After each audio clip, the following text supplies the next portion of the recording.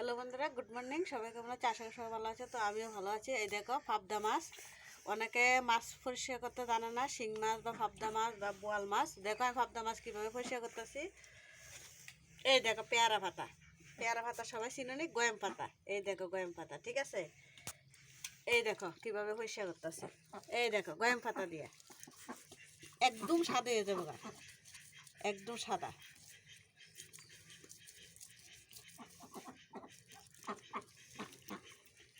একদম সাদা, মাটির ভিতরে ঘষানো লাগতো না, কিচ্ছু না। এই দেখো, এই এই দেখো, এই দেখছো নি কালা দাগটা আছে নি? এই দেখো এই কালা দাগটা গরম পাতা দিয়ে পেয়ারা পাতা দিয়ে ডলা দিলে যাবো। এই দেখো একদম সাদা, এই দেখো,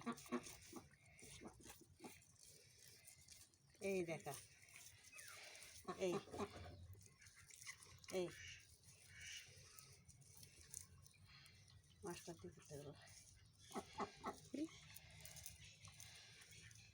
এই দেখো একদম সাদা, একদম সাদা। এই যে কালা শীতটা, এটা কালাটা, এটা গয়াম পাতা। এই যে গয়াম পাতা দিয়ে ডলা দিলে একদম ইটা জায়গা। এই দেখো গয়াম পাতাটাই ভাঙছি, ভাঙ্গা